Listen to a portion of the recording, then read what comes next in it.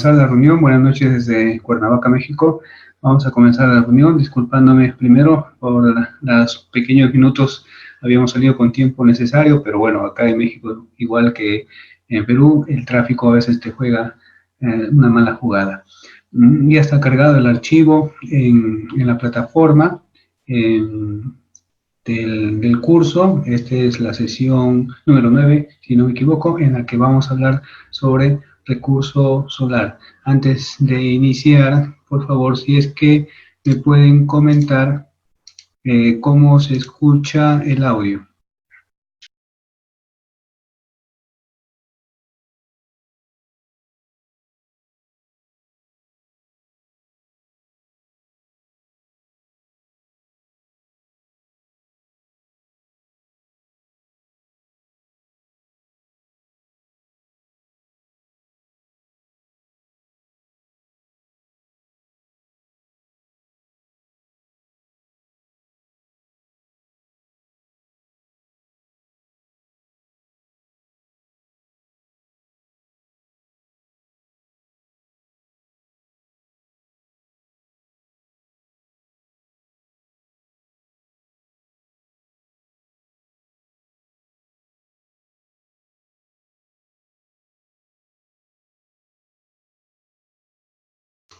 Muy bien, está la presentación de la diapositiva, bueno, que en sí vendría a ser la sesión número 8, recordando pues que de acá la siguiente sesión, la siguiente semana, viene a ser la última semana de charlas en las que ya no habrá ningún inconveniente, pues estamos ahí en Perú. Sin embargo, bueno, se había quedado en compromiso de que por esto de los tiempos y cómo hemos fraccionado el curso, iba a haber una charla adicional y que creo por conveniente de repente hacer una charla en referencia a energías renovables, un poco abarcando otros temas, una charla, digamos, de 2 horas que nos permita conversar no solamente de lo que son algunas técnicas, reforzar algunas técnicas de energías renovables como las que hemos estado mencionando, sino también hablar un poquito de las otras tendencias, de las tendencias que vienen con el sector de energía, referencia a lo que son autos eléctricos, redes eléctricas inteligentes, microredes, plantas virtuales, almacenamiento y bueno, algunas otras cosas por ahí que pueden ser una charla un poco como un anticipo o una introducción a otras temáticas que de repente ustedes de manera individual lo pueden ir estudiando, o si es que es el interés y conversaciones con el Colegio de Ingenieros, puede ser que se aperturen más adelante, pero creo que sería eso.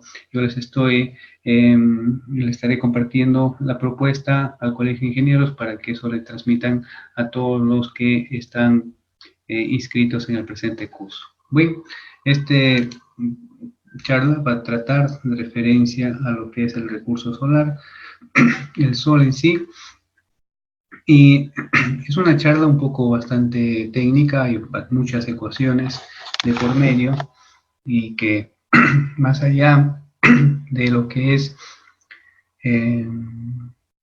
poner paneles solares frente al sol, y que ahora cada vez con costos mucho más asequibles de lo que son los paneles solares, uno puede lograr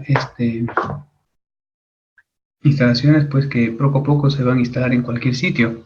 En cualquier sitio se va a masificar por los procesos de construcción bastante de costos reducidos, además de que la tecnología avanza hacia nuevas aplicaciones. No solamente son los paneles solares clásicos que se colocan debajo de en una granja solar, en una planta solar, un conjunto de paneles, sino también aquellos que se colocan en otros lugares, que pueden ser el techo de las casas, que pueden ser las ventanas, que pueden ser los pisos, los estacionamientos, y que pueden tener adicionados otros elementos que también son ya y a corto plazo elementos importantes de actuación en el sistema eléctrico, como son autos eléctricos y demás, almacenamiento y demás otras técnicas interesantes.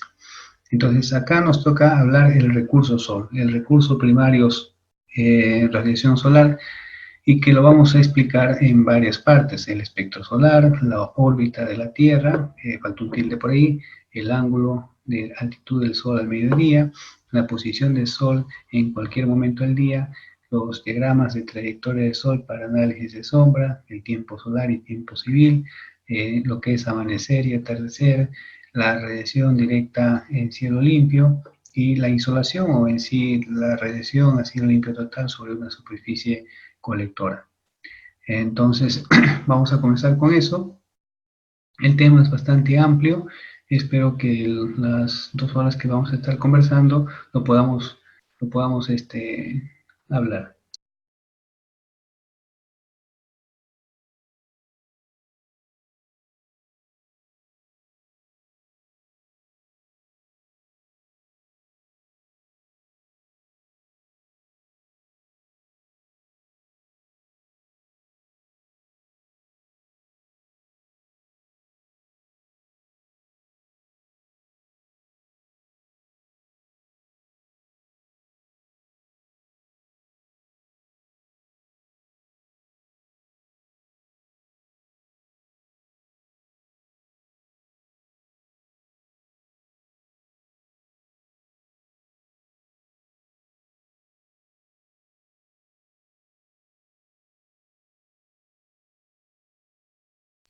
Pues bien, comenzamos con la parte 1, que es el espectro solar. El espectro solar que, bueno, en todo esto, ¿quién es el principal actor?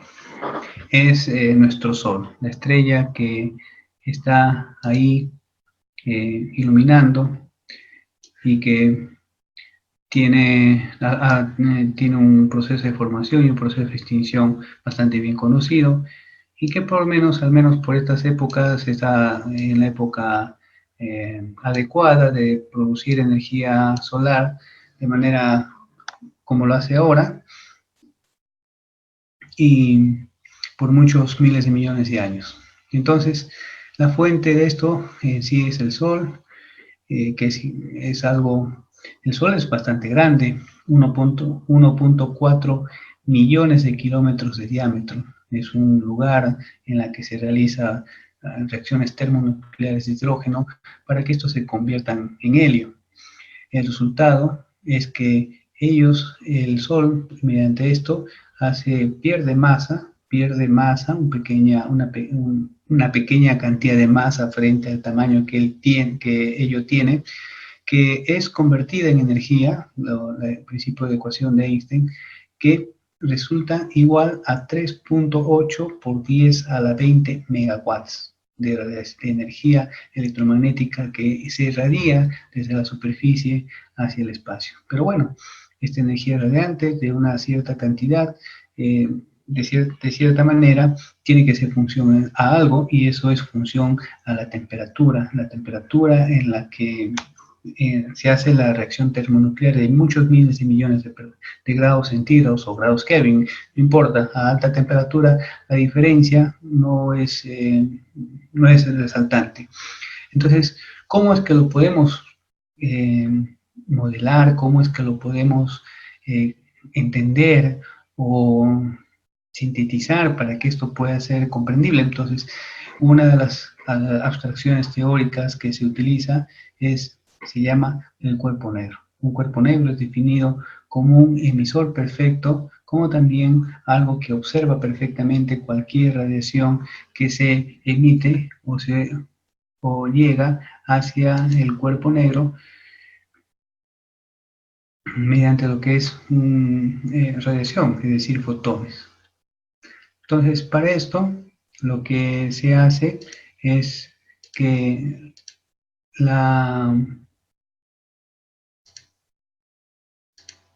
perdón,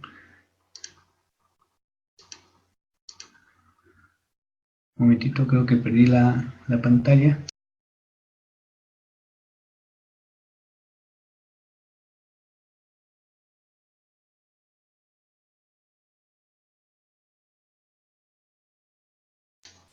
Ok, entonces lo que se tiene es pues la ecuación que tiene al E sub lambda, que es la emisividad, la potencia emitida por unidad de área del cuerpo negro, medido en watts por metro cuadrado por micrómetro, porque esa es una emisión espectral, una emisión de frecuencia. T es la temperatura absoluta del cuerpo en grados Kelvin y lambda es la longitud de onda. Ese es el patrón y esa es la curva que se tiene al reproducir este cuerpo negro en un eje horizontal que viene a ser la longitud de onda y un eje vertical que viene a ser la intensidad con la que se emite el cuerpo negro al ser calentado a una determinada temperatura, al estar en una determinada temperatura. Por lo tanto, más allá de lo que se pensaba que iba a ser una cuestión continua, no es algo así, sino tiene un pico, una longitud a partir del cual se emite una mayor cantidad de energía y una curva cuyo comportamiento es parecido a algunas curvas que se utilizan, por ejemplo, para la cuestión del viento. ¿Se acuerdan de Weibull y de Rayleigh, que tenían un comportamiento así? También tiene un comportamiento parecido a la gaussiana, que sirve para lo que son los cálculos estadísticos y cálculos de probabilidad, ¿no? Esa área sombreada viene a ser el área que es la cantidad de energía que se emite por metro cuadrado entre una longitud determinada y otra longitud, entre una longitud lambda 1 por otra longitud lambda 2, hacia otra longitud lambda 2. Y eso sirve porque en esto de la captura de energía, así mismo como la tecnología LED, por ejemplo, o la iluminación, las lámparas, algunas lámparas no emiten en todas las longitudes de onda, sino emiten en ciertas longitudes de onda. Entonces, esto es una aproximación bastante buena, en que se llama la ley de Planck, en la que la energía a una determinada longitud lambda es igual a 3.74 por 10 a la 8 entre lambda a la quinta por epsilon a la 14.400 entre lambda por t menos 1. El modelo de la Tierra significa, ese modelo que se ha presentado, es el modelo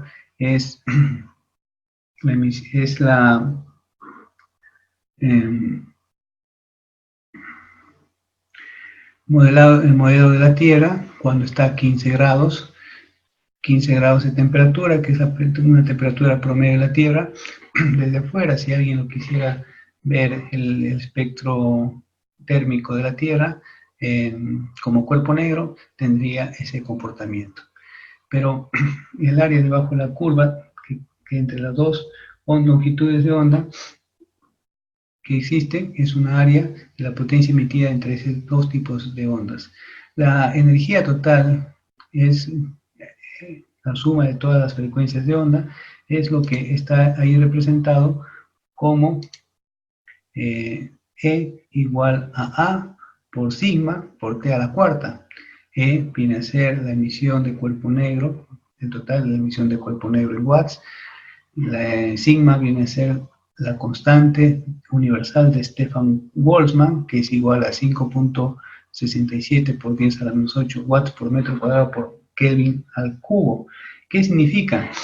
Como está medido en watts por metro cuadrado por Kelvin, es decir, yo a esto, para elevar una determinada cantidad de temperatura, necesito una determinada cantidad de energía, ¿no? Para elevar un grado de Kelvin, yo necesito una determinada cantidad de energía que viene a ser esto, 5.67 por 10 a la menos 8. Y la energía, los watts, también son cuantizados por la constante de Planck, que te dice que no todo, que en un momento determinado no puedo transmitir toda la energía, sino que la energía se transmite a cierta velocidad. ¿Qué es velocidad? La constante de Planck, 6.62 por 10 a la menos 23 joules por segundo, algo por ahí. Entonces, y T viene a ser la temperatura absoluta del cuerpo negro, ya es la superficie del cuerpo negro. Bueno, otras de las conveniencias que existe es la ley de desplazamiento de Wien, que nos dice que el lambda máximo en micrómetros vendría a ser a 2898 entre la temperatura en grados Kelvin. De esta manera, la figura que les muestro viene a ser el espectro solar fuera de la atmósfera, que se compara con un cuerpo negro a 5800 Kelvin. Dice extraterrestrial solar flujo y el cuerpo, la longitud de onda y cuerpo negro a 5800 Kelvin.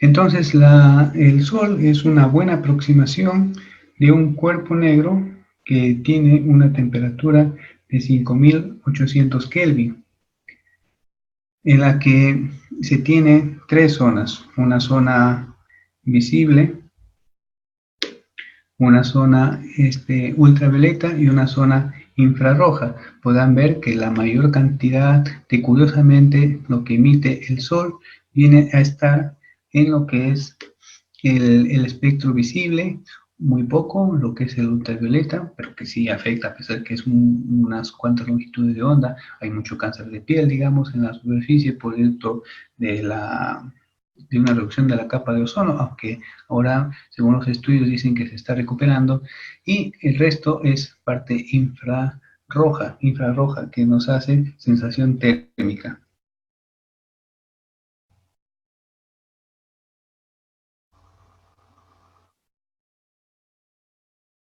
La energía visible, para que ustedes se den una idea, la energía visible son las longitudes de onda que llegan hacia los objetos. De los objetos tienen la fuerza suficiente como para poder ser repelidos y guardan información, y esa información llega a los ojos, llega a la retina y excitan lo que son las dos células que tenemos, los dos tipos de células que tenemos en la retina, que son los conos y los bastones, para que estos produzcan una corriente en función a la luz percibida, y esa corriente que viaja a través del nervio óptico hacia la parte posterior del cerebro, el cerebro lo procesa y reproduce lo que nosotros conocemos como visión, lo que vemos. En cambio, el ultravioleta es más energético y uno lo puede visualizar, digamos, en la época de verano o en los lugares en los que hay cielo despejado, puede ser en la sierra, digamos, en la montaña, en que de pronto llega el sol a la piel y uno no siente calor, sino que uno debajo de la piel, tiene una sensación como de cosquilleo, hormigueo, una cosa por ahí parecida. Ese es ultravioleta que tiene más allá de lo necesario para iluminar y para causar calor, sino que penetra la piel y se siente debajo. Hay detectores también para eso. Sí, lo que les digo es una cuestión bastante casera. Y el infrarrojo, que no tiene mucha fuerza, es decir, solamente tiene la fuerza suficiente para llegar a la superficie de la piel y ahí simplemente ceder su energía contenida en la radiación, y como es energía que llega a un cuerpo, el principio universal de lo que es la ecuación de calor nos dice que el calor, si un cuerpo recibe calor, el calor es igual a la difusividad por la derivada de la temperatura en el tiempo. Si recibo calor, el mejor reflejo es incrementar su temperatura. Si pierde energía térmica, su mejor reflejo es disminuir su temperatura.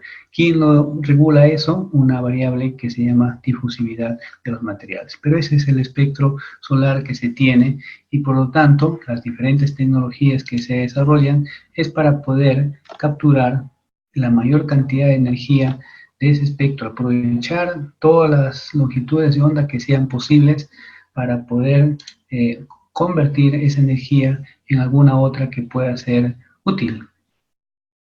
Pero resulta pues que el planeta no está frente, el planeta es una esfera, como lo pueden ver ahí, es una esfera, no es una cosa plana que siempre tiene todos los puntos puestos a la misma distancia del Sol, sino que es una esfera, es más, no es una esfera, es un ovoide, y más allá del ovoide es una cosa, si le quitaran la superficie, pero si le quitaran el agua que hay en los océanos a la Tierra, se vería una cosa bien tosca y deforme, que no se parecería nada a la visión que tenemos de Tierra, ni se parecería a la Luna es redonda en sí, ni a otro planeta, ni a Marte, ni a Venus, sino se parecería a una cosa muy, muy deforme, parecido a un asteroide, algo así. Eh, entonces, debido a eso, y debido a que el planeta tiene una superficie, asumamos, esférica, es que la trayectoria que circula un rayo de sol cambia según la posición que hay en el planeta. A esa, a esa eh, relación se le llama razón de masa-aire, en la que es igual M es igual a H2 entre H1. H2 nos refleja la longitud o la trayectoria, longitud de la trayectoria que hace el Sol a través de la atmósfera, dividido entre H1, que es la trayectoria mínima posible, que es cuando el Sol está en el cenit al centro. Un mediodía, por ejemplo, ¿no? Y justo en el ecuador, lo cual es igual a 1 entre seno de beta, donde beta viene a ser, curiosamente, el ángulo de altitud del Sol, que lo vamos a definir un poco más adelante, y una apreciación de lo que es el beta se muestra en la figura que tienen ahí en la imagen derecha. Pero ese valor M tiene una buena presencia en lo que son los cálculos de ingeniería, como lo vamos a ver más adelante. Y en esto del aprovechamiento del sol hay varias formas como se aprovecha. Se aprovecha de manera, digamos, directa, en el sentido de que el sol incide sobre unas cosas que llamamos paneles solares fotovoltaicos y crean corriente, de manera indirecta, por ejemplo, a través de los vientos, la biomasa, que obviamente las plantas hacen su trabajo con la clorofila, y también hay otras tecnologías por ahí, ¿no? Están los almacenamiento térmico, como lo vimos anteriormente, las plantas solares cilíndricas de concentradores cilíndricos, los motores de Stirling, que también aprovechan esta fuente térmica de calor. En la imagen que pueden ver a la parte inferior izquierda hay una comparación de lo que es los diferentes espectros que se tienen a diferentes alturas sobre la superficie de la Tierra. Por ejemplo, la curva que dice outside the atmosphere, que es fuera de la atmósfera, m igual a 0, es la visión de equivalencia con un cuerpo negro, que es una medición, digamos, fuera de la atmósfera, más allá, alejados de los 10, 20, 30 kilómetros en la que queda un remanente de la atmósfera, un centésimo, mucho más allá. El comportamiento de la emisión del Sol tiene ese perfil. Luego, en el M igual a 1, dice que es la emisión a nivel de superficie de la Tierra. Algunas longitudes de ondas ya han sido atrapadas. ¿Por cuáles? ¿Por quiénes? Por los componentes que existen en la atmósfera. Estos atrapan un poquito de de la energía de las longitudes de onda. Bueno, en sí hay longitudes más o menos atrapadas. Por ejemplo, lo que son los ultravioletas, como podrán ver hacia el lado izquierdo, se reducen drásticamente. ¿Por quién? Por el ozono que está en la atmósfera. Igualmente sucede con algunos otros longitudes de onda que interactúan con los componentes, con los gases que componen la atmósfera: oxígeno, nitrógeno, CO2, y en menor proporción, pero con gran efecto por el cambio climático, son otras variables como puede ser el CO2, metanos y demás compuestos. También hay una superficie de la Tierra con nivel M0, pero este indicador vertical es energía, y esa energía, si al verse reducida desde la referencia que es fuera de la Tierra a un M5, digamos que es bastante bajo, en la que puede ser un material cristalino, policristalino, o que sirve para algo, bueno, hay una diferencia de energía. Esa energía es la que se captura por estos medios y de alguna manera se manifiesta. Se puede manifestar calentando ese fluido, se puede manifestar haciendo circular una corriente eléctrica, incrementando la temperatura de una sustancia sólida, vaporizándola quizás si es que es la adecuada.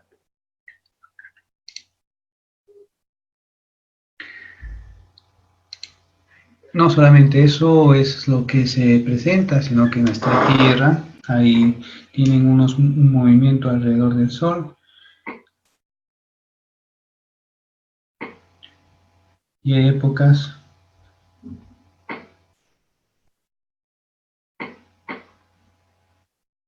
en las que se acerca y se aleja. ¿Qué tan cerca o qué tan lejos puede estar el Sol? Pues la tenemos en esa ecuación en la que D viene a ser la distancia entre la Tierra y el Sol, que es igual a 1.5 por 10 a la menos 8, multiplicado por que 1 más 0,017 seno, función senoidal. Esta literatura que siempre uso, todas las literaturas que siempre uso son en inglés. 360, que son los números, perdón, una referencia a los días del año. N, que viene a ser el número de día de año, quiere decir que el 1 de enero es el día 1 y el 31 de diciembre es el día 365. Señores, 365, año bisiesto, año que no es bisiesto, eso es lo de menos. 365 es una buena aproximación. ¿Qué son 365 soles? Y un sol que por ahí se nos puede ir. El error, el margen de error es, o el aporte que se puede hacer de ese año a 365 es mínimo, relativo, inclusive tiende a entrar dentro del error de si es que es una variable medida. O sea que 365 se ha considerado y es un buen criterio que sirve bastante entre 365 kilómetros. Entonces, de esa manera, la Tierra, uno puede calcular los momentos en que se acerca y se aleja. Como esto es que estamos tratando sobre materias en ciencias básicas y lo que se estudia en ciencias básicas puede ser trasladado a otras áreas, pues de pronto si alguien esta ecuación pueden utilizar para compararlo, por ejemplo, con los cambios de clima en las zonas, épocas de lluvia, épocas de siembra, épocas de cosecha, épocas de verano, invierno, primavera, otoño. Uno puede ir conociendo el entorno local mediante esta ecuación y de qué manera la distancia está relacionada con esa variable, digamos, local o regional que se quiere encontrar, si quiere encontrar. Pues ahí están algunas fechas del año que resultan interesantes para tener una referencia de qué número de día de año estamos. Por ejemplo, junio 152, julio 182, diciembre 300, inicia con el 335, primer día de cada mes. En la parte de abajo está una representación de la trayectoria de la Tierra hacia alrededor del Sol. De una manera exagerada se está colocando ahí el planeta y el Sol para entender una perspectiva de eso.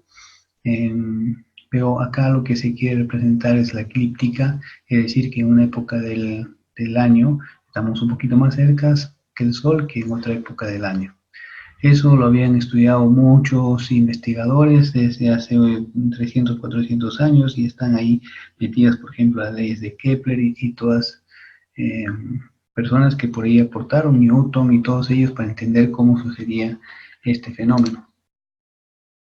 Algunas fechas importantes también son ahí, como el solsticio de verano, 21 de junio, el solsticio de invierno, el 21 de diciembre, pensando en la parte hemisferio norte.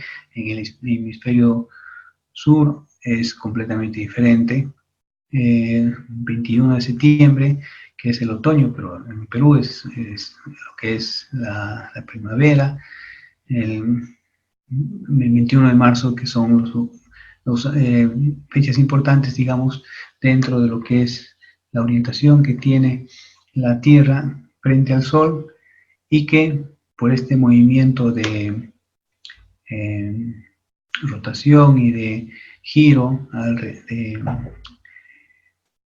que hace que hayan estaciones de verano e invierno durante el año, se conoce que yo podría calcularlo, el ángulo de altitud, lo podría calcular mediante esa fórmula, que viene a ser de la siguiente manera: 23.55, que es el máximo ángulo que se logra de inclinación de la Tierra alrededor del año, multiplicado por el seno de 360 y 365 por n, que es el número de día del año, menos 81. Ese sigma, S de delta, S de D durante el año es más o menos 23.45 grados. Y se considera un año de 365 días. Uno puede poder encontrar cuál es la inclinación que tiene la Tierra frente a su eje vertical en base a esta ecuación a lo largo del año. Anteriormente, por ejemplo, en algunas aplicaciones que son los paneles solares, se habían colocado unos equipos que permitían seguir al Sol,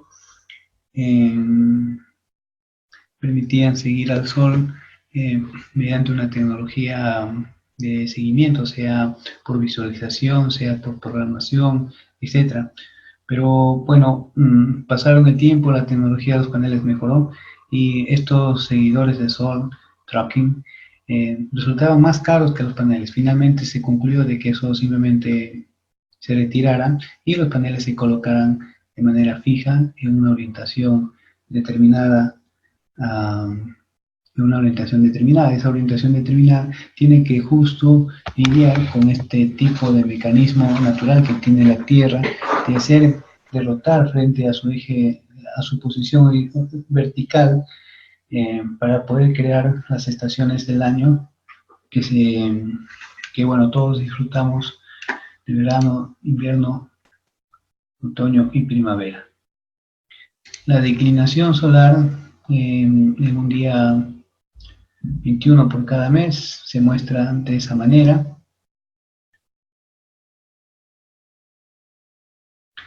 Y una de las cosas que nosotros tenemos es que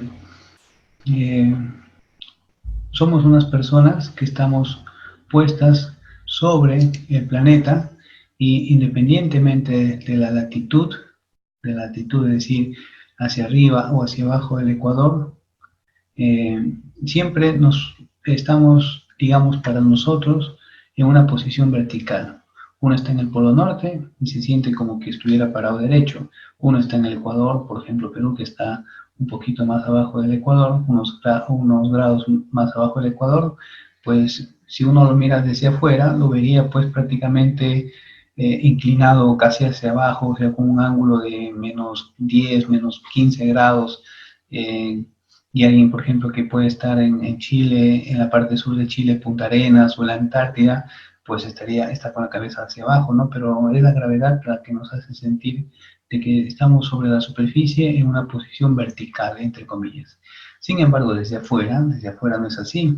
Así como se muestra en esta figura, pues el Sol está puesto en una posición y ilumina la Tierra, y las zonas que son interesantes dentro del planeta son el trópico de Cáncer, el trópico de Capricornio, que marcan los más o menos 23 grados, y de esa manera el Sol se visualiza o se posiciona relativamente de la Tierra de diferente manera. Entonces, algo que llegó por semejanza de triángulos y en la época, esto es la época de los griegos, en Tales de Mileto, y recordarán en los cursos que se hacen en el colegio de geometría, Tales de Mileto nos hacía equivalencias de los ángulos y pues resultó de que ese colector, digamos, que se coloca sobre la superficie, debe,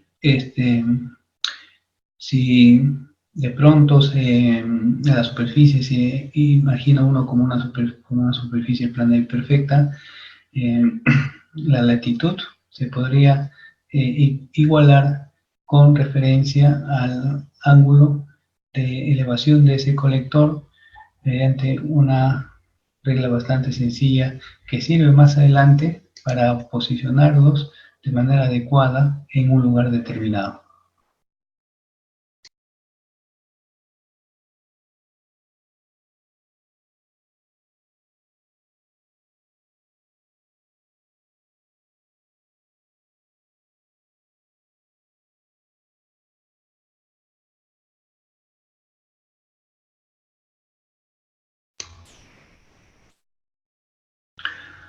¿Cómo así lo hacemos? Pues inspiramos los equinoccios y en los equinoccios se coloca de tal manera que la proyección del Sol sobre esa superficie colectora sea de manera vertical.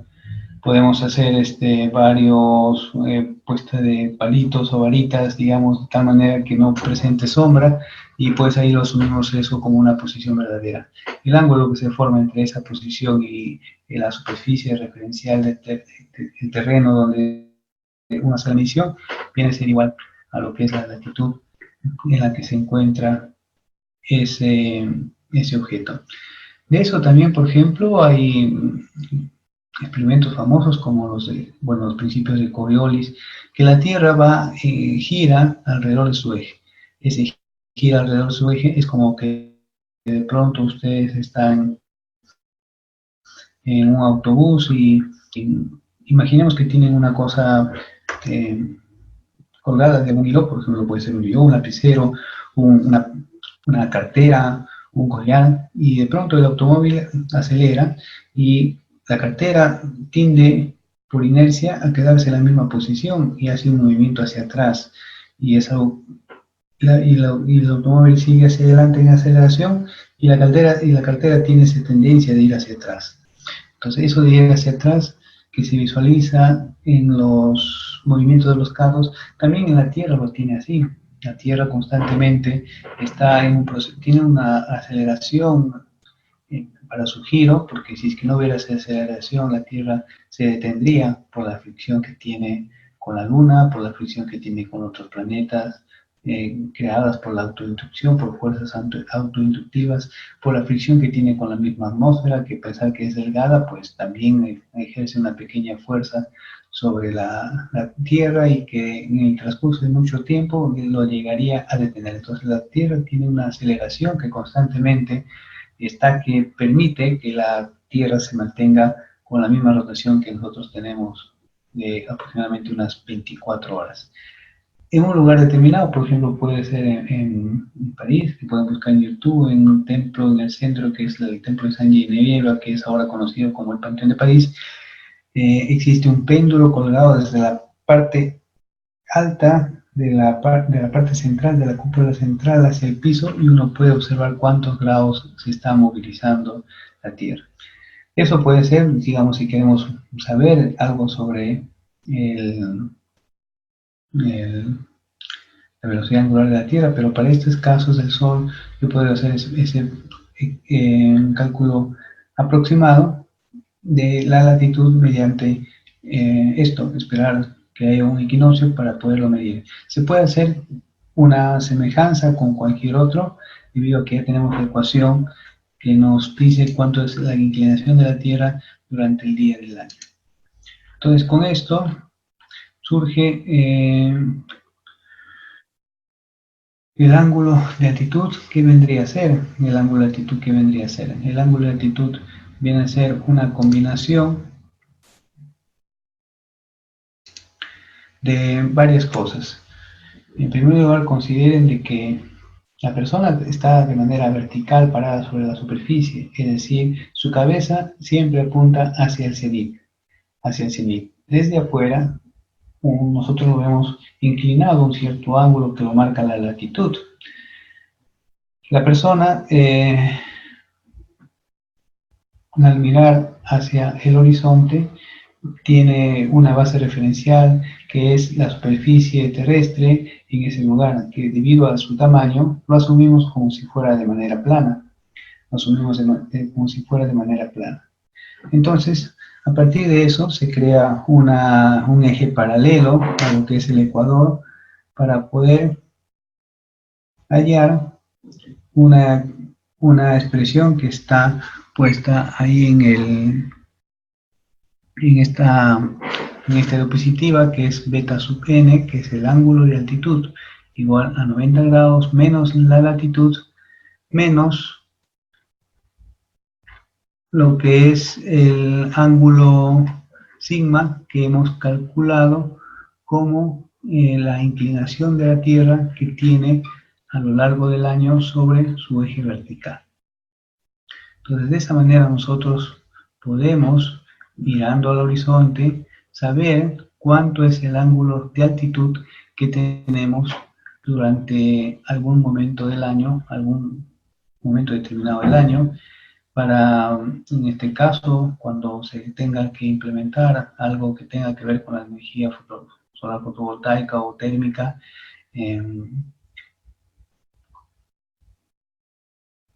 se puede aprovechar de mejor manera. Entonces, con esto nosotros creamos toda una herramienta, en primer lugar, de cómo estaría elevado el Sol durante el día, pero el Sol no es que, la Tierra, perdón, no es que esté siempre de cara ahí en esa posición hacia el Sol, eso es solamente una instantánea que se tiene en un momento determinado del día. La Tierra rota y en esa rotación nosotros tenemos una visión diferente del Sol, que prácticamente hay un amanecer, digamos, un momento en que sale el Sol, y un atardecer en la que desaparece sobre el horizonte. Y todo ese camino, de cierta manera, hay que poderlo calcular y estimar.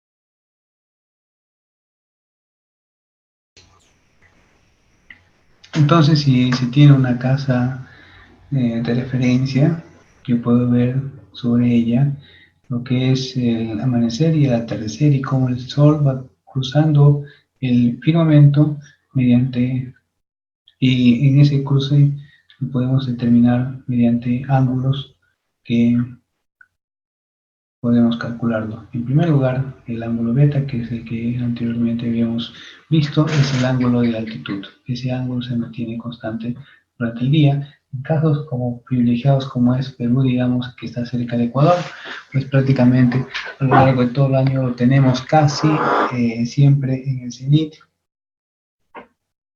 con muy poca variación sobre el horizonte. En cambio, en algunos casos como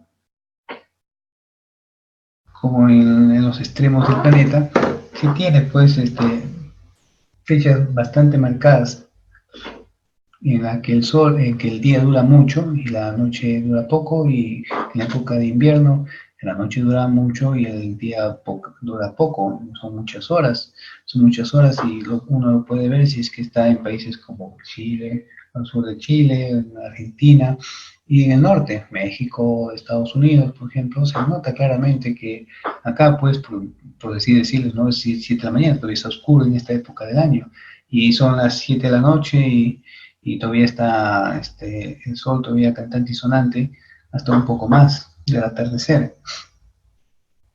Para ello, esa posición relativa que uno tiene debajo, a nivel de superficie, lo podemos ver desde afuera, como un planeta que gira a una velocidad de 15 grados por hora, 15 grados por hora, en la que hay un punto determinado, está el Sol, y una observación por parte de una persona que está ahí. Estos marcos referenciales de observación se utilizan o se describen con profundidad en aquellos cursos que tienen que ver con dinámica, estática y dinámica, especialmente la parte dinámica de cuerpos. Eso es los primeros cursos de física en la universidad.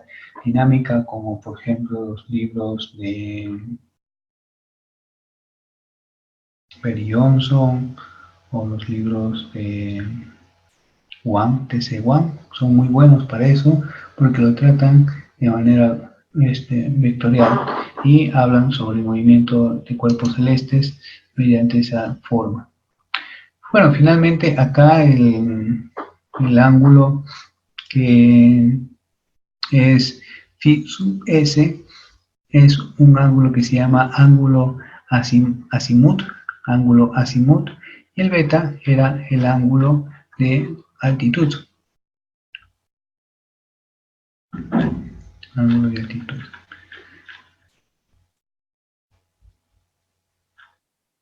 Para combinando ellos pueden hacer algunas relaciones que son importantes, como por ejemplo el seno de beta. El seno de beta es igual al coseno de la ángulo de coseno de la latitud por coseno de sigma por coseno de h más seno de L, seno de A. Este H viene a ser un ángulo horario, se expresa como ángulo horario. Ese ángulo horario tiene una característica que es igual a 15 grados entre hora por horas antes del sol al mediodía. Uy, disculpen acá que está un poco comida la expresión, pero es seno de phi s es igual a coseno de sigma, seno de h entre coseno de beta. La referencia es el mediodía, y antes del mediodía hay un ángulo determinado de h, y después del mediodía hay otro ángulo que se cuenta de manera uno positiva y el otro de manera negativa. Sin embargo, todos esos trabajos de cálculo a veces resultan un poco complicados, y lo que se hace es tener cartillas de trayectorias de Sol para análisis de sombra. Los arquitectos, por ejemplo, que les gusta tener lugares con iluminación y con ventilación, usan, digamos, ya venido utilizando desde antes unas diagramas de trayectoria para ver cómo se comporta el Sol durante todo el año, cómo es que observa una persona en un lugar determinado durante todo el año. Ahora, con las partes de las energías renovables también eso es interesante. Y más aún, por ejemplo, es que existen estas tablas en lugares determinados. Por ejemplo, yo tengo una colección que si alguien se interesa les podría pasar. Entonces, este cálculo hipotético, por ejemplo, se puede corregir si es que en ese entorno, en esa visión de Sol que tengo sobre el horizonte, pues puede haber árboles, pueden haber edificios o pueden haber cualquier otra cosa que no permita visualizar el Sol. Puede ser una isla, puede ser una montaña o algo por el estilo.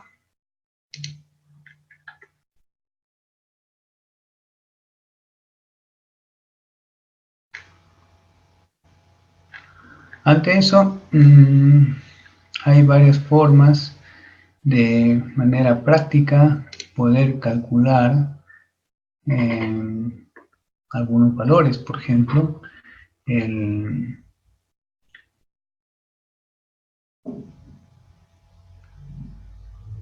ángulo beta se puede calcular mediante un ángulo de latitud en que una persona es observadora del ángulo de latitud por obstrucción del sur usando un plomo y un ángulo que se llama una regla de ángulos, bastante que se utiliza, por ejemplo, en el colegio,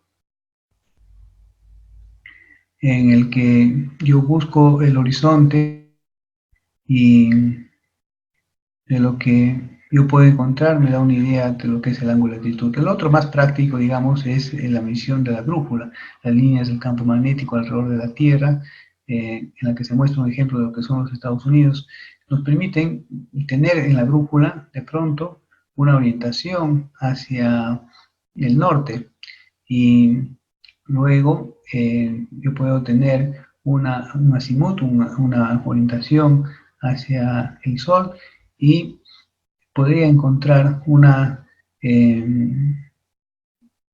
desviación que es hacia el verdadero sur y esa desviación nos podría determinar lo que es el ángulo phi de manera práctica. Bueno, resulta que ahora hay herramientas bastante buenas para poder calcular eso y tener, digamos, una visión del horizonte en la que se pueda colocar algunas cosas que se oponen y ver cuál es la influencia de estas durante el año o durante un día determinado, porque recuerden que es que vamos a hablar de aplicaciones de paneles fotovoltaicos que vienen a ser las plantas solares fotovoltaicas.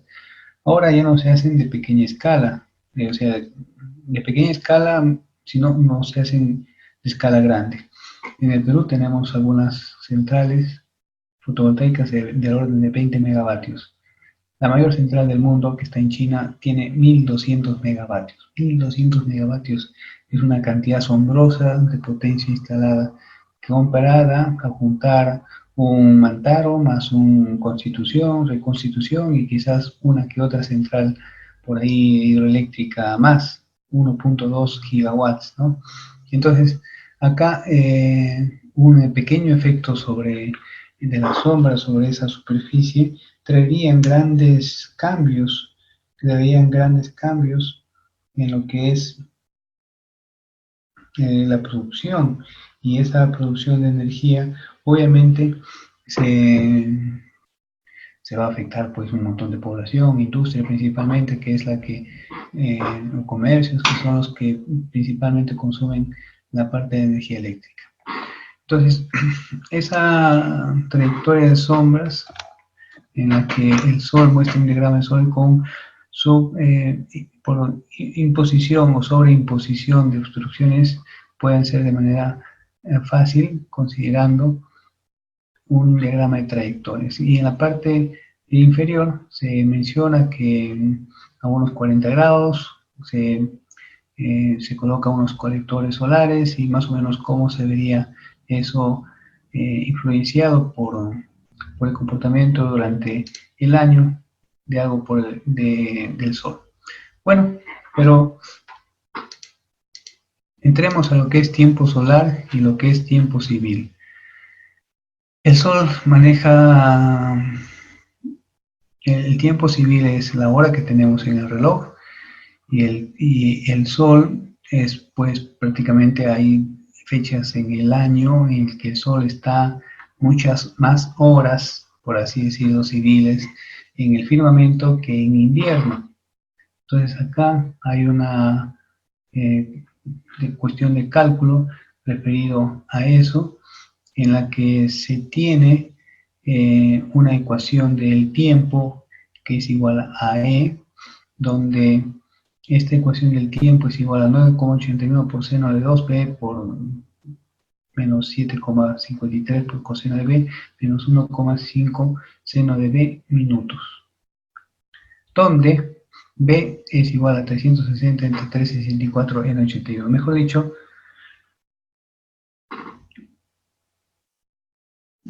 la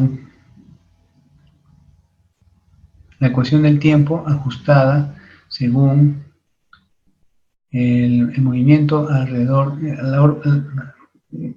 por el movimiento de la órbita alrededor del Sol y también por su movimiento su movimiento de inclinación que sucede durante el año. Cuántos minutos más y menos de esos 24 horas se pueden incrementar o decrementar su presencia del Sol en el horizonte. También hay un cálculo de amaneceres y atardeceres que les había considerado. Ya acá entonces el tiempo del reloj más 4 minutos por grado, tiempo del meridiano menos tiempo de longitud por E, que se calcula de esa ecuación. En la otra figura también se calcula lo que son los amaneceres y atardeceres, cómo es que varían, y pues se puede ver de ahí que a medida que se incrementan las latitudes, el cambio es mayor. En todo esto va a permitir que uno pueda seleccionar lo principal, cómo puedo o cómo necesito yo calcular o predecir cuánta energía radiante incidente tengo sobre una superficie determinada, un colector hipotético que puede ser un panel solar, que puede ser un motor Stirling, que puede ser simplemente una masa que hay que calentar, en la que la radiación tiene tres mecanismos.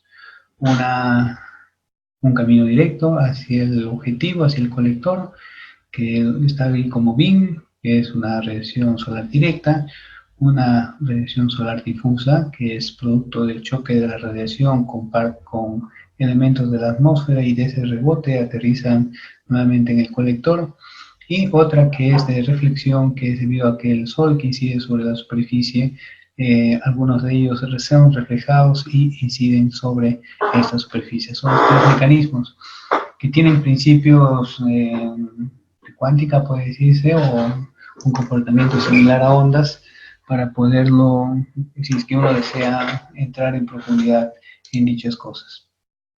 Algunos elementos de conversión que se tiene ahí es los kilowatt hora, kilowatt simples, que son unidades que por ahí en la literatura a veces se utiliza para diferentes países en las que se manejan otras unidades de longitud.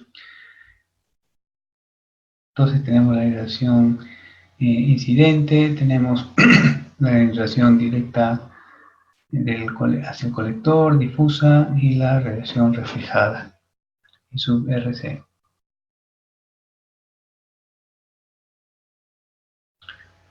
La radiación directa a cielo limpio, es decir, en sí la radiación extra atmosférica o sobre la atmósfera. Eso es simplemente lo que estábamos viendo al inicio, de que el Sol hace la radiación termonuclear y parte de la masa se convierte en energía, principio de la ecuación de Einstein, y esa energía llega hacia la parte exterior de la atmósfera. Es la radiación que cae sobre, por ejemplo, la estación espacial o los satélites o la luna, viene a ser esa. 1 más 0,034 por coseno de 360n por entre 365 watts por metro cuadrado, en la que SC es igual, bueno, según mediciones de la NASA, se llama constante solar, que inicialmente se tiene, bueno, según mediciones de la NASA, dice que es 1353 watts por metro cuadrado, 1.353 kilowatts por metro cuadrado. Sin embargo, pues es comúnmente aceptado 1.377 kilowatts por metro cuadrado. Calcular las otras radiaciones, como puede ser la difusa y puede ser la reflejada, a veces es bastante complejo. En el ánimo de querer compensar, digamos, eso, Se ha asumido que sea 1.377 kilowatts, es decir, una diferencia de 24 watts por metro cuadrado que se incrementa entre una medición técnica bastante seria como puede ser NASA, con otra medición que puede ser bastante práctica, que es por el mundo de la ingeniería. Para que se den cuenta, una idea de 24 watts, como les dije al inicio cuando tratábamos las unidades fundamentales, es pues prácticamente tener 24 kilos a 1 metro de altura sobre la cintura y mantenerlo la mayor cantidad de tiempo posible. Y eso solamente son 24 watts por metro cuadrado. Pondría una persona en ese metro cuadrado haciendo ese trabajo. 2 bolsas de fideo, 24 kilos, lo podría mantener esa persona. En el siguiente metro cuadrado habría otra persona con esos 24 kilos y así por cada uno de los metros cuadrados. Si tengo 1000 metros cuadrados, pues tendría 24 watts por 1000, 24 kilowatts por 1000 metros cuadrados más. Si es una hectárea, 10.000 metros cuadrados, tendría 240 kilowatts adicionales de diferencia debido a efectos como la radiación difusa o la radiación reflejada que llega a este colector, compensado de esta manera con ese incremento en la constante solar que les estoy comentando.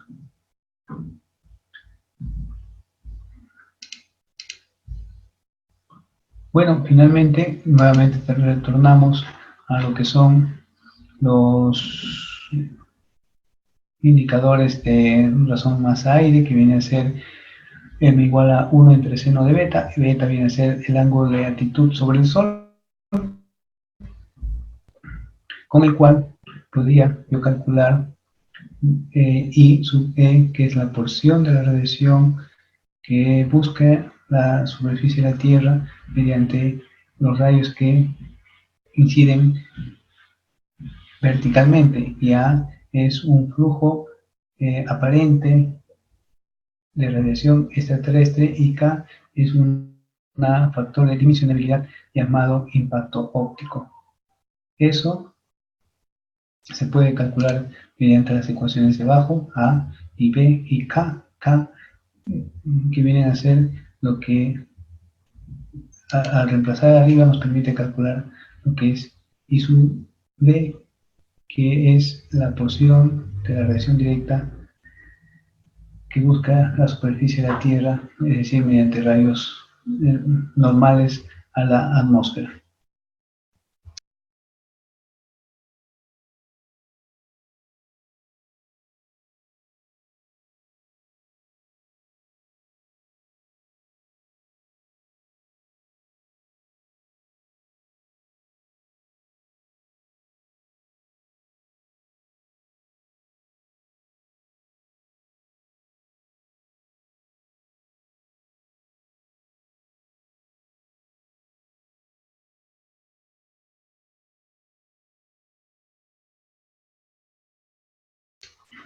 Bueno, seguimos.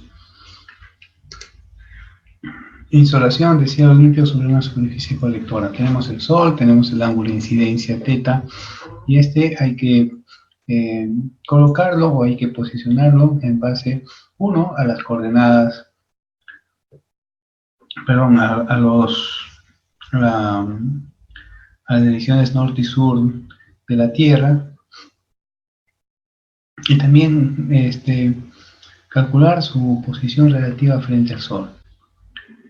De esa manera yo puedo calcular I B sub C, que venía a ser en la figura anterior que vimos, la radiación reflejada, y sub BH, que venía a ser la radiación directa horizontal. Mediante esas ecuaciones y la relación entre ellas que existen. Perdón, I sub P sub C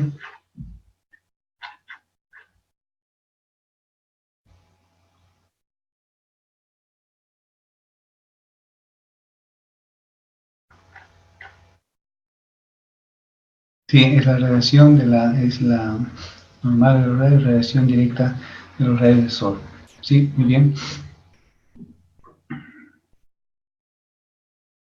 en la que ilustra esas imágenes. La primera, el ángulo de incidencia θ entre la normal de la cara del colector, la normal de la cara del colector, y la radiación directa del Sol ingresante. Ese ángulo entre la normal de la superficie de radiación, la superficie colectora, con el ángulo del Sol, se llama ángulo de incidencia. Y en la segunda imagen es una ilustración del ángulo azimutal del colector, que viene a ser phi sub c, y el ángulo de inclinación, que es la letra E, Y en mayúscula, con el ángulo de azimutal solar, que es phi sub s, y el ángulo de altitud, que es beta. Los ángulos de azimutal son positivos en la dirección sur y negativos en la dirección sureste, y negativos en la dirección suroeste.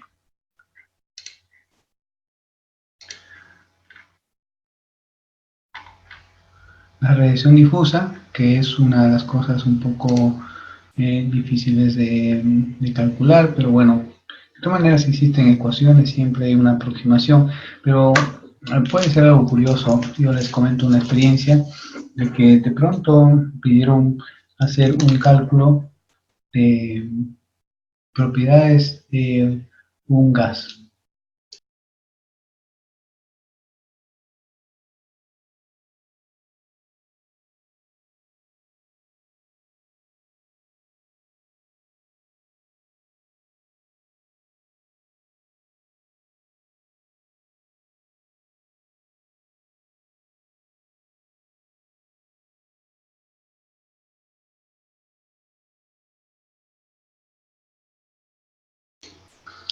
Y que este gas pues tenía un comportamiento similar a lo que vemos acá ahora.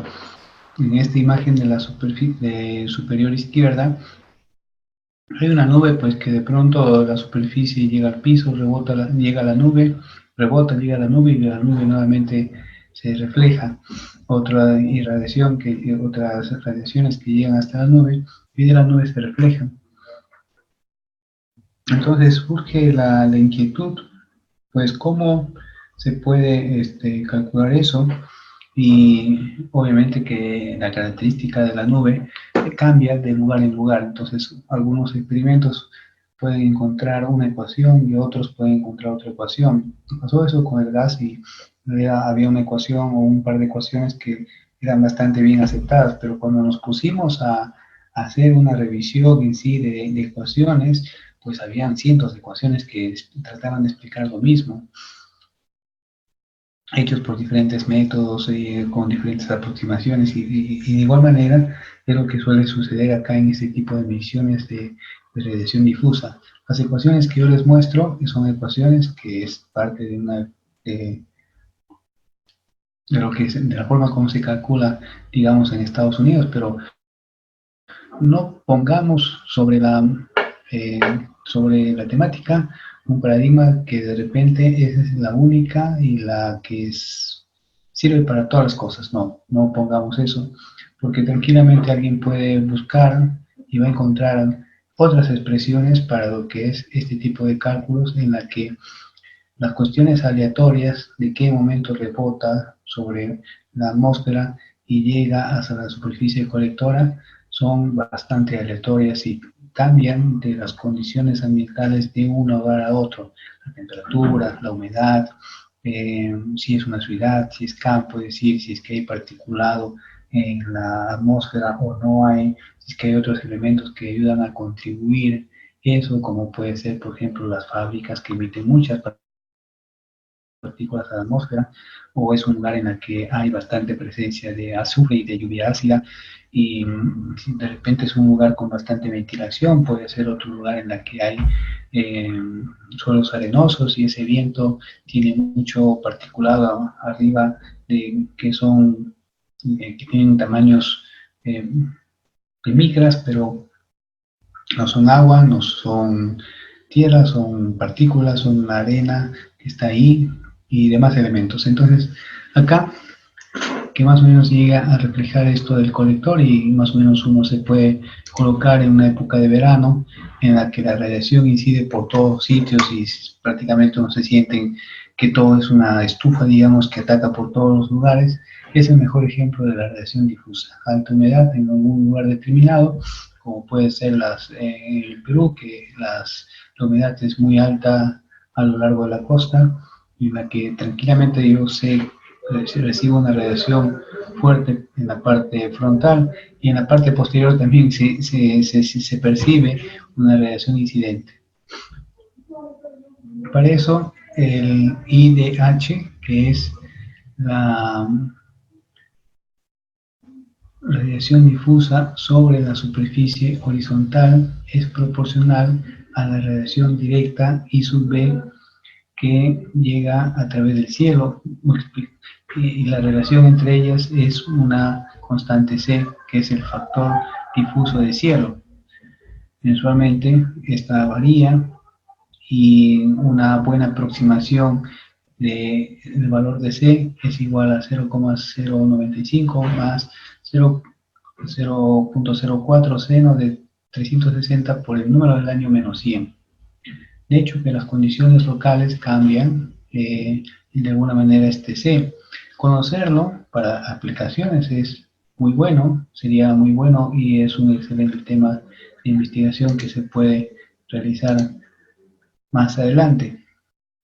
Con esto, la radiación difusa sobre el colector IDC, que se puede calcular de la siguiente manera: C por la radiación directa del Sol, 1 más coseno del ángulo de inclinación del colector entre 2.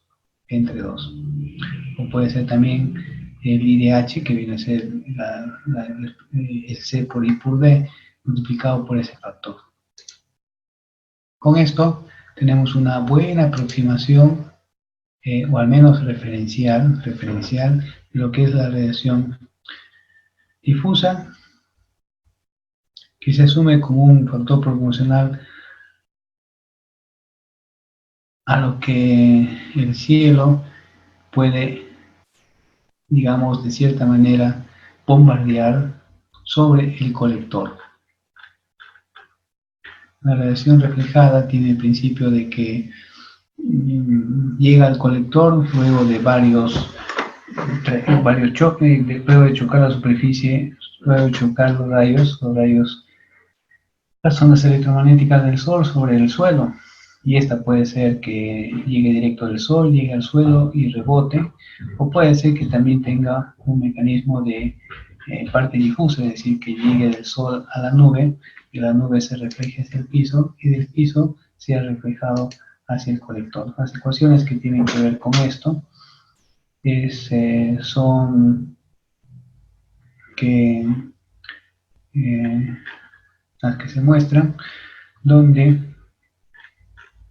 IRC viene a ser la radiación reflectada que llega hacia el colector, que es igual a un ρ, la letra ρ, una P sin el sombrerito en la parte de arriba, ρ, que es una reflectancia del piso,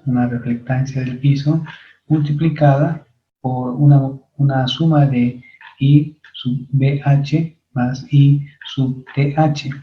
I sub BH es la radiación directa del Sol, y I sub DH es la radiación difusa.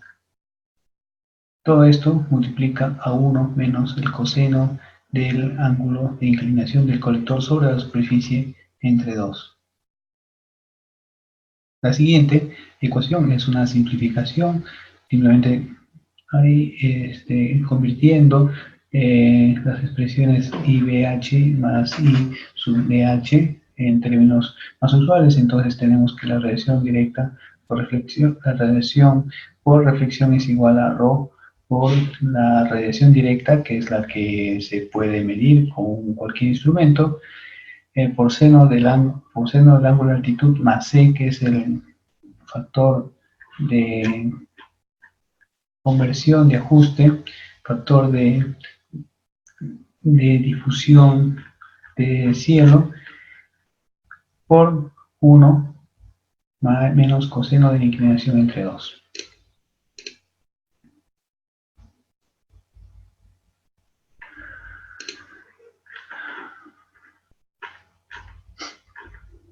Con eso se procuraba hacer se utilizaba para, por ejemplo, los seguidores solares, lo que se llaman los sistemas de seguimiento, tracking systems.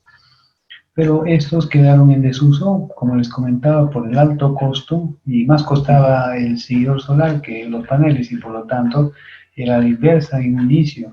En un inicio los paneles solares costaban muchísimo y el tracking pues era algo, un accesorio que ayudaba a maximizar la captura, pero después los costos de los paneles eran cada vez más bajos y van a seguir siendo cada vez más bajos, y el seguidor solar no cumplía su función.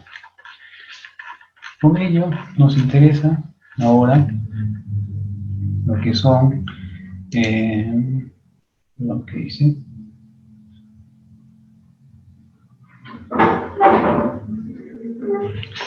la radiación, está acá, perdón.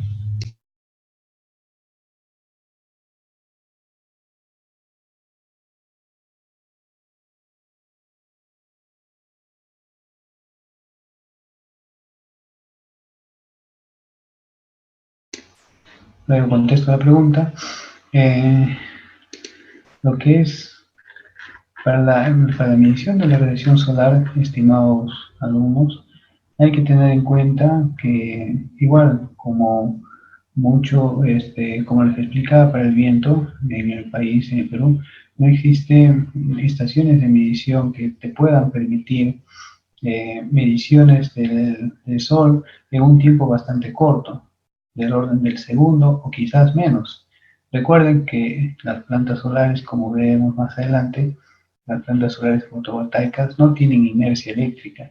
Inercia eléctrica la tiene cualquier grupo electrógeno, digamos que de pronto cortas el combustible y son masas en movimiento, y encima hay una volante que sirve para amortiguar los golpes de los pistones, y esa va a permitir que al menos durante un tiempo el motor se siga moviendo, porque tiene energía almacenada en forma rotativa. Igualmente pueden ser las, eh, las turbinas eólicas, por ejemplo, que son masas en rotación, y de pronto el viento se puede ir y la masa, como tiene inercia y está a una velocidad determinada, pues se va a poder continuar por un tiempo movilizándose.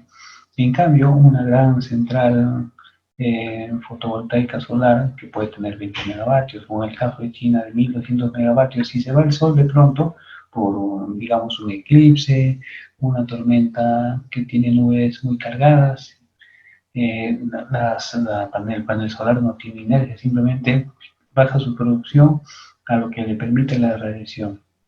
Entonces, estas mediciones cortas permiten calcular y la implicancia, o sea, dimensionar qué tanto cambian, y también permiten de que crear los elementos de detección y toma de decisiones si es que eso sucede. Como es un tiempo bastante cercano, de alguna manera hay que compensar ese bajón de la demanda, y pueden haber muchas técnicas. El principal elemento que es necesario para determinar eso es los seguidores, perdón, los medidores de radiación, que ahora, por ejemplo, existen estaciones meteorológicas bastante asequibles para cualquier universidad, ingeniero o profesional que se quiera comprometer en esto y comprar y tener una pequeña estación cuyos datos de repente pueden ser más o menos bastante exactos, pero al final es de gran ayuda.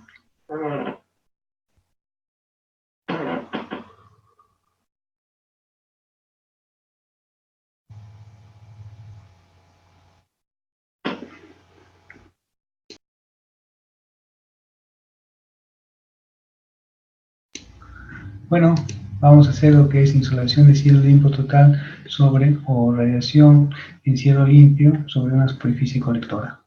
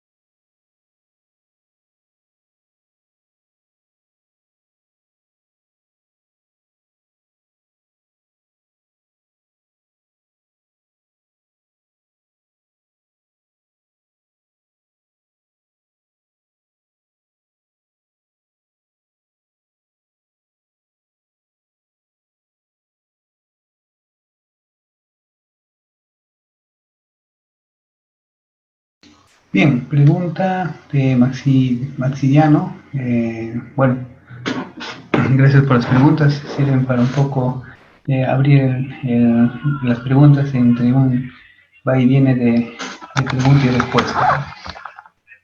La central Rubí y la central Intipampa tienen seguidores solares tracker. ¿Por qué? Bueno, ya es asunto de, digamos, puede ser, no le he hecho seguimiento muy bien a las bases referente a si es que estos proyectos salen por fomento de las energías renovables. Hay que considerar también el año en el que se construyeron, no me lo acuerdo muy bien, pero no hace muy poco, o sea, hace pocos años, tener seguidores solares era parte importante de una central solar fotovoltaica. Como en nuestro país, en Perú, los proyectos, cualquier proyecto demora muchos años, quizás en un inicio lo plantearon de esa manera porque era lo mejor, que era la mejor solución, pero al igual que muchas tecnologías, estas evolucionan bastante rápido y de tal manera que en varios años que demoran este tipo de inversiones, eh, ya no es necesaria y ya está comprado, ya está presupuestado, ya está comprometido por un contrato, por un acuerdo, ¿no? Entonces hay que verlo de esa manera. Si uno va en lugares en los que tiene un poco más de dinámica en estas cosas, pues no encuentra ya paneles trackers, sino son granjas que ponen paneles solares sobre el piso, estaciones de carros que colocan como techo paneles solares para que capturen energía y esa sirve para la iluminación exterior de la universidad o de la empresa. Más adelante, esa energía colectada va a ser para los autos eléctricos, obviamente, y pues así es que de pronto alguien lo pensó hacerlo con seguidores y pasaron unos cuantos años y eso ya no es necesario y ya te comprometiste a implementarlos por un contrato, por parte de los costos y ya no puedes modificar y más aún si son acuerdos con el gobierno en la que de pronto también el mismo gobierno, los ingenieros tampoco ya quieren cambiar ninguna cosa porque así se definió desde un inicio las reglas de juego. Caso, por ejemplo, que les comento a colación, como son los hospitales, por ejemplo, los hospitales que demoran muchos años luego de que el proyecto es aprobado, hay cosas tecnológicas que para la fecha de construcción ya está completamente obsoleto. Esa tecnología biomédica ya no sirve absolutamente nada ni para museo. Y de pronto dicen, bueno, pero ¿por qué? Bueno, así evoluciona la tecnología en estas temáticas como son las energías renovables que cambian mucho en bastante poco tiempo. Bueno, hay todo un ejército de investigadores, empresas, universidades que se meten en esta temática para poder sacar adelante todo esto. Bien, lo que es la parte mensual, yo tengo la primera ecuación que viene a ser la radiación horizontal medida, la difusa, y lo que es la directa I sub DH, difusa I sub DH, y la radiación horizontal que es I sub H. Un índice de claridad vendría a ser igual a I sub H entre I sub O, donde I sub O viene a ser el índice de claridad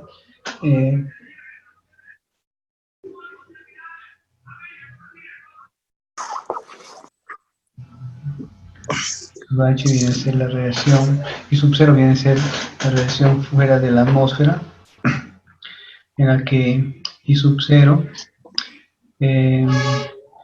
se mide con un promedio sobre la superficie horizontal de la radiación de promedio diario igual a 24 entre pi, la constante solar, la constante solar que era 1355 por 1 más 0.34 por coseno 360n entre 365 multiplicados por coseno de la latitud, coseno de sigma, coseno de HSR, que viene a ser el ángulo de hora del amanecer y más h sub r, el seno de la longitud y el seno de la latitud.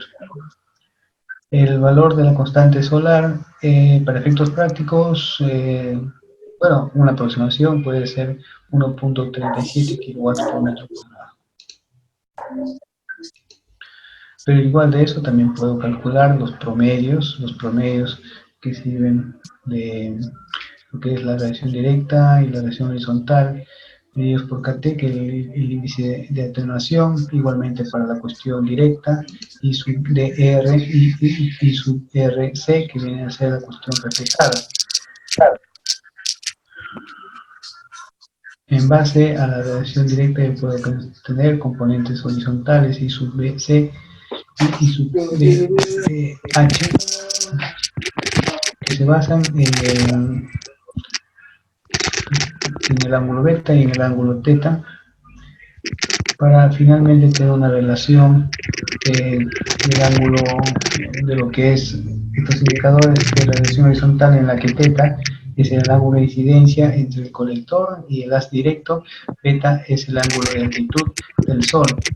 Y esta cantidad, entre paréntesis, es el coseno de B teta entre seno de beta, se conoce como factor de inclinación de bomba de radiación directa, factor de inclinación de radiación directa.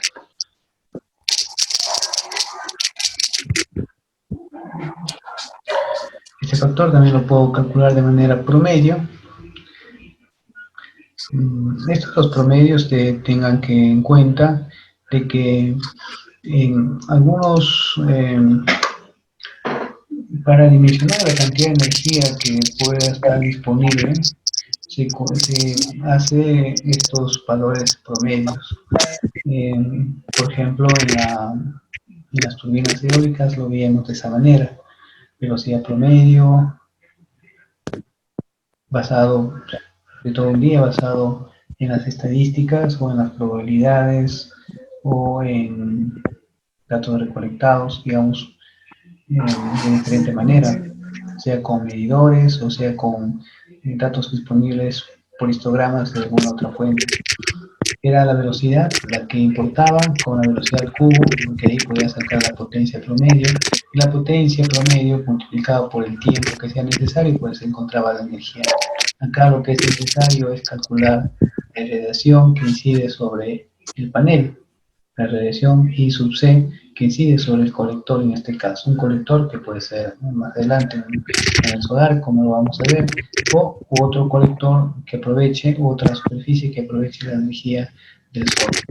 Al final se llega a que durante un día, bueno, que viene a ser en sí la parte diurna de las 24 horas que dura el día, la radiación incidente venía a ser todos sus componentes, desde lo que es la horizontal, la directa, este rho que era el factor de, la rho venía a ser,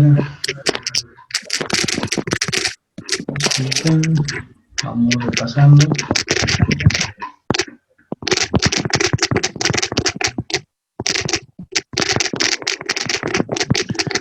rho venía a ser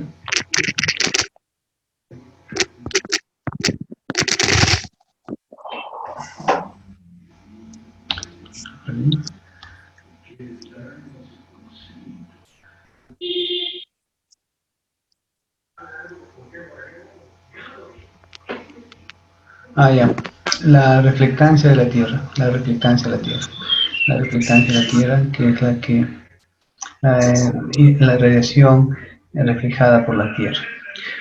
Esto es de manera hipotética, digamos, una valoración de manera general, Lo otro es tener nuestro equipo de medición, colocarlo en un lugar determinado, y a partir de eso puedes recolectar datos que sean recolectados según el tiempo que nosotros quisiéramos analizar. ¿Qué es lo que quisieras analizar?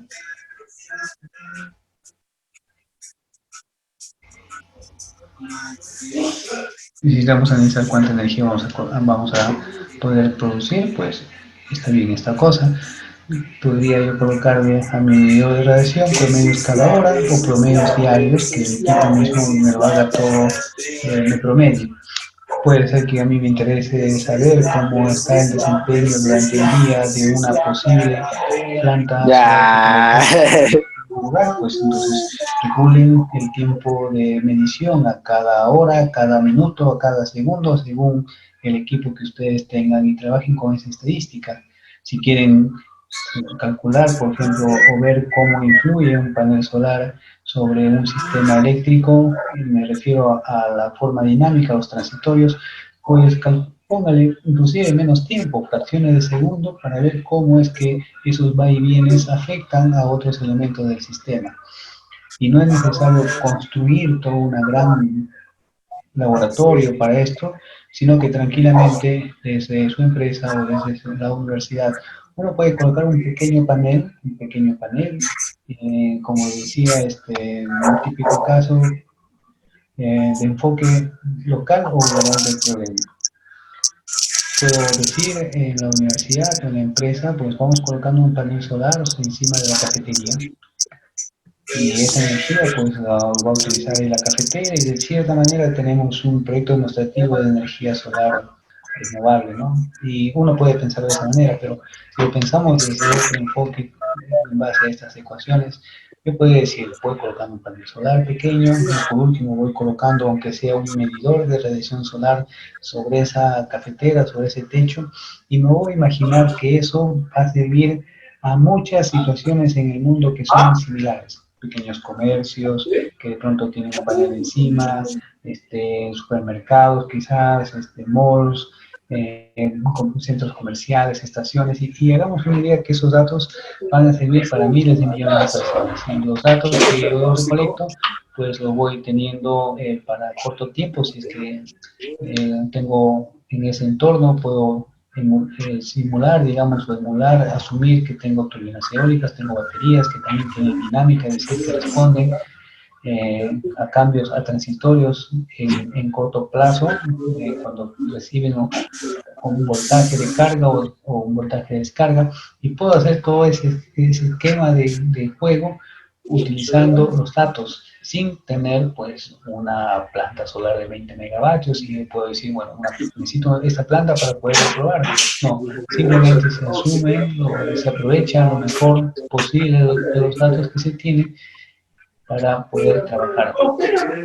Tengo 2 pirómetros y digo, quiero más o menos saber cómo se puede comportar una gran planta solar fotovoltaica de 20 megavatios y más o menos busco la información en internet y te dicen, esa planta es de más o menos unos 2 kilómetros por 2 kilómetros. Ya, excelente. Tengo 2, 3, 4, 6 medidores de radiación. Lo voy colocando pues a una distancia de 1 kilómetro entre cada uno de ellos y recolecto los datos de esta cuadrícula de 2 por 2 kilómetros, ¿no?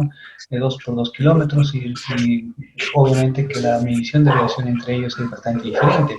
Y pregunta el premio mayor, con esto, ¿cómo puedo organizar la conexión serie y paralelo entre paneles para que la potencia hacia afuera y el voltaje hacia afuera, considerando los elementos inversores, no se vea perjudicado? ¿De qué manera conecto serie y paralelo?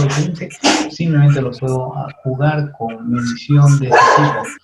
Si no tuviera esas mediciones, yo podría utilizar estas cosas de acá, en los que cambio las reflectancias de atenuación del terreno, cambio la constante C, digamos, cambio las variables de difusión y refracción del terreno, igualmente como es eh, la radiación directa, que puede ser un poco atenuada por la atmósfera que tiene en el camino directo del Sol hacia la superficie. Y a partir de esos escenarios que pueden ser de repente hipotéticos, pero son muy prácticos y yo puedo asumir casi todos los escenarios de esa manera ahí, y uno de ellos puede ser lo que sucede en realidad. Puedo calcular cuánto podría producir y cuánto sería y cómo sería el comportamiento del sistema que está aprovechando eh, la radiación solar. Para esto, lo que hemos tratado ahora son todas las ecuaciones de cómo llega la radiación por los diferentes caminos hacia esa superficie colector. Esa superficie colector que está ahí como título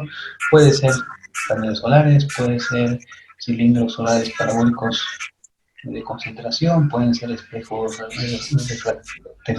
de reflexión que apuntan hacia una caldera central, pueden ser elementos de almacenamiento térmico y todo eso. Lo que se ha tratado ahora es simplemente el camino que llega desde el Sol hasta la superficie del colector. Y a partir de la semana vamos a aprovechar, vamos a hablar sobre uno de los elementos que suelen aprovechar la energía solar, que vienen a ser las células solares fotovoltaicas. Hacemos un trabajo, un poco de explicación de cómo funcionan, eh, cómo están construidas y cómo es que se implementan en un lugar determinado. Para avance, es usual ahora considerar de que los paneles solares fotovoltaicos se armen y se conecten directamente a la red cuando son de tamaños bastante grandes. Y se hacía eso porque un sistema de almacenamiento pues resultaba muy voluminoso y muy costoso, pero las tecnologías de almacenamiento no se han quedado atrás, así como vimos ayer con las turbinas eólicas, que de frente en 10 años se ha multiplicado el diseño de la potencia de 20 kilowatts a 1200 kilowatts, un incremento impresionante de 50 veces. Igualmente sucede con las tecnologías de almacenamiento. Antes, pues, la batería en su mismo celular no duraba más que algunas horas y había que estar constantemente cargando durante el día. Ahora una batería te dura un día, 2 días, hasta 3 días, dependiendo de las aplicaciones que usas. Y en el futuro las baterías van a tener mucho más energía, van a durar mucho más tiempo para devolver esa energía. Por lo tanto, se prevé que más adelante las centrales solares fotovoltaicas u otras que aprovechen la energía tengan sistemas de almacenamiento en igual tamaño como es la instalación que se han estado pensando. Ustedes pueden decir, no, pero eso no es económico, no es técnico, no es usual. Señores, quédense ahí en eso, sean testigos de lo que cómo avanza la tecnología y más adelante van a tener que, de todas maneras, asistir a prácticas o asistir a charlas en las que les orienten cómo deben usar esa tecnología. Para aquellos que están motivados por las energías renovables, cosas como esas es el momento de meterse en esa parte, estudiar y proponer cómo sería ese manejo de ese almacenamiento y esas cositas, para que más adelante sean partes y actores de ese desarrollo tecnológico y puedan posicionar bien a sus carreras profesionales como profesionales, a su empresa o a la empresa en la que trabajan y si es que están involucradas en el rubro académico, a sus universidades, de tal manera que también creen nuevas oportunidades y profesionales, no solamente para ustedes, sino también para su familia y todo eso que conlleva el acercamiento eh, de conocer una temática hacia otras personas, no solamente en el país, sino en el mundo. Bueno, eso ha sido la charla de hoy día. Espero que haberles aportado. Curiosamente, esta parte es un poquito con muchas más matemáticas que, que otras temáticas. Es lo que he podido eh, resumir para ustedes. Y quizás, digamos, hubiera podido utilizar algunas otras gráficas bastante sencillas y bastante amenas y quizás algo más simple, pero resulta que el mundo de la ingeniería en este rubro de las renovables va por ecuaciones, que esto es simplemente una introducción, pero si ustedes quisieran meterse más a profundidad, hay libros y libros y libros de las diferentes tecnologías y estos del recurso solar solamente para conocer bien cómo sucede cada una de esas cosas y por qué sucede y cómo cambian de repente de maneras mucho más sutiles, de manera local, entendiendo muchas más variables que se pueden presentar de las cosas generales que se ha presentado, que son una muy buena aproximación a lo que puede suceder en el mundo real. Bueno, si tuviera alguna pregunta, sería muy gustoso de recibirlo mediante el chat.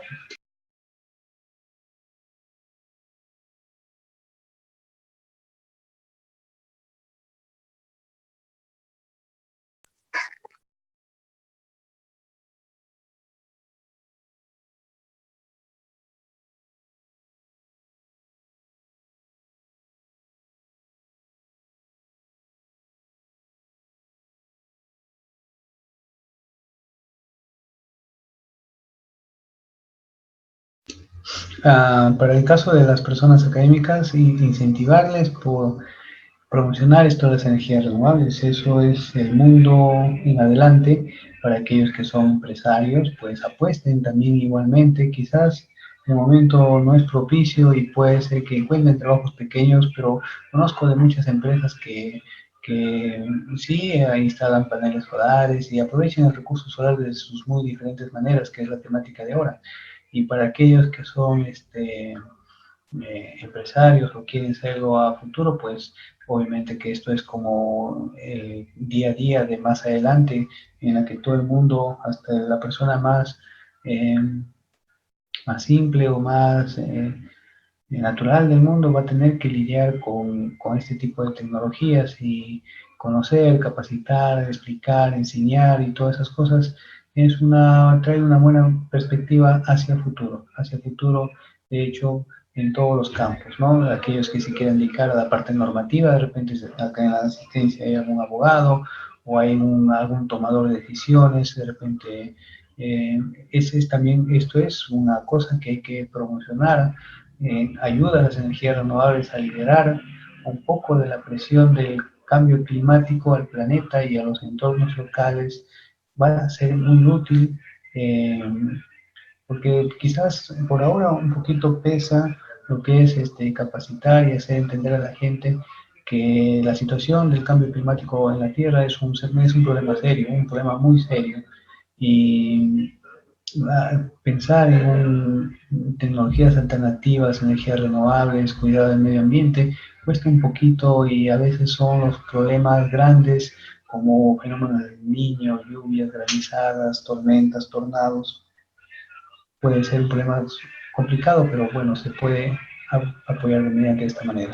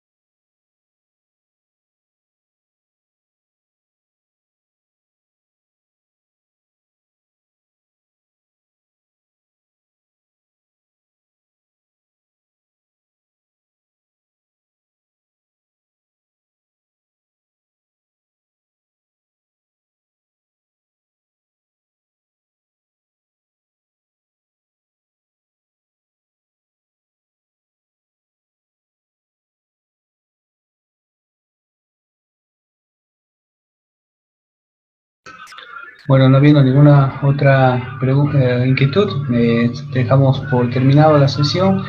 Hasta la próxima semana. Muy buenas noches desde Cuernavaca, México.